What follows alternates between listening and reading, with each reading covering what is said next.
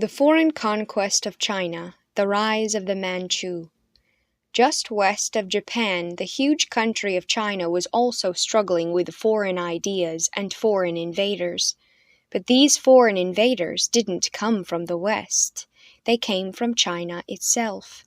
For centuries, China had been ruled by a family of emperors called the Ming Dynasty. The Ming family came from the south of China, where the people were known as Han Chinese. The Ming emperors and the people they ruled were both Han Chinese. They spoke the same language, ate the same foods, wrote in the same alphabet, wore the same clothes. But in the northern part of China, in an area called Manchuria, a warlike group of people came to hate the Ming dynasty. The leader of these Manchu people complained that Han Chinese soldiers came into Manchuria, stole food, and drove farmers from their land. He grew so angry that he took a battle oath called the Seven Hatreds for the Ming dynasty and set out to attack the borders of the Ming Empire. The Ming Empire braced itself for the foreign invasion of the Manchu. But another threat was rising within China itself.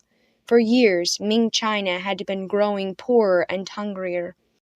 The emperors had spent a tremendous amount of money fighting off Hideyoshi of Japan, and while they were spending money, China was growing.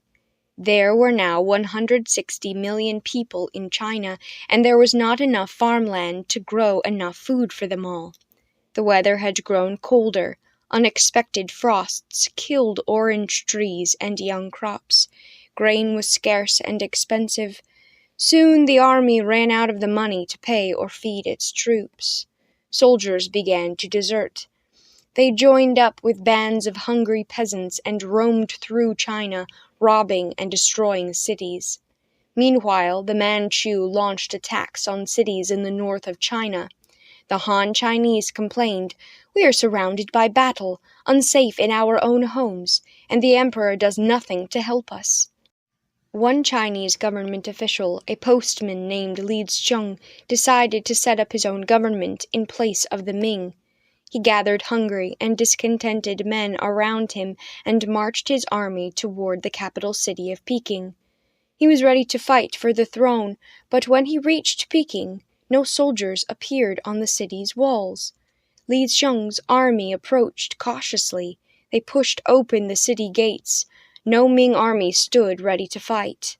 The Ming soldiers, hungry and ragged, had been struck by plague. They were dead or had fled the city. Tzu-ch'eng marched toward the palace in triumph.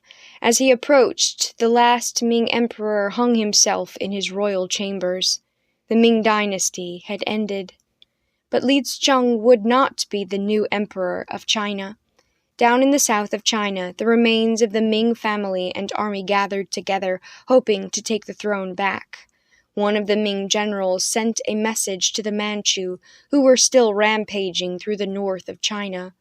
"We were once enemies," the general wrote, "but now we can join together and defeat this rebel peasant and his army."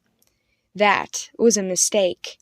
The Manchu were happy to help out. They swept down from the north and drove Tzu-ch'eng out of Peking, and then, instead of putting the Ming back on the throne, they claimed the throne of China and began a new ruling dynasty of their own, a Manchu dynasty.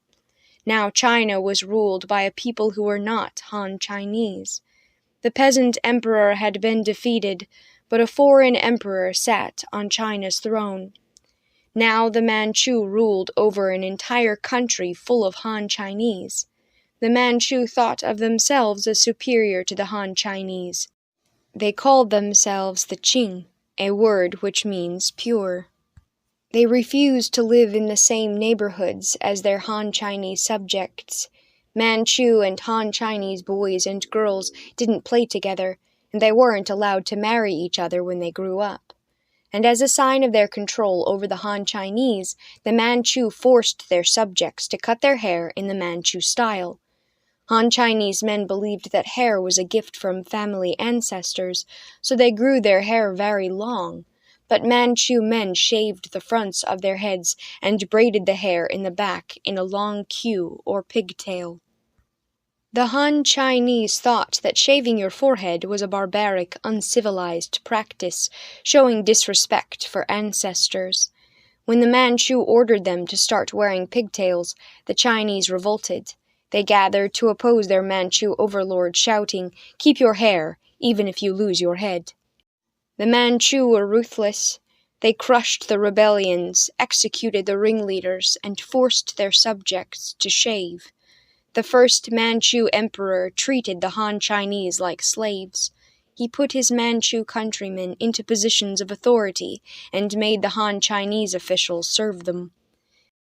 But the second Manchu emperor, Kangxi, changed all that. Kangxi inherited the throne when he was only 7. His regents had served the first Manchu emperor. Like the first emperor, they looked down on the Han Chinese and treated them like servants and slaves. But even as a child, Kangxi realized that the Manchus were outnumbered by the Han Chinese, and that they would not be able to keep control of this huge empire if they treated their subjects with scorn. And although Kangxi was loyal to his Manchu countrymen, he also loved the country of China. At the age of 13, Kangxi took power for himself. He fired his regents and set about gaining the support of the Han Chinese. He announced that all Chinese subjects, whether Manchu or Han Chinese, could gain favor and promotion at his court. He told the Han Chinese, "We have not conquered you, we have freed you. No longer will you have to worry about Ming soldiers stealing your crops, or the Ming emperors demanding high taxes." And so that the Han Chinese would feel liberated instead of enslaved, he reduced taxes. Soon the Han Chinese peasants were paying less taxes than ever before. Kangxi's strategies worked. Hatred for the Manchu rulers began to diminish as the people of China grew richer. Under Kangxi, China became stronger and bigger, as his army conquered other nations nearby and added them to the Manchu Empire. For 50 years, this foreign invader ruled over his adopted country and made it one of the largest and wealthiest nations in the world.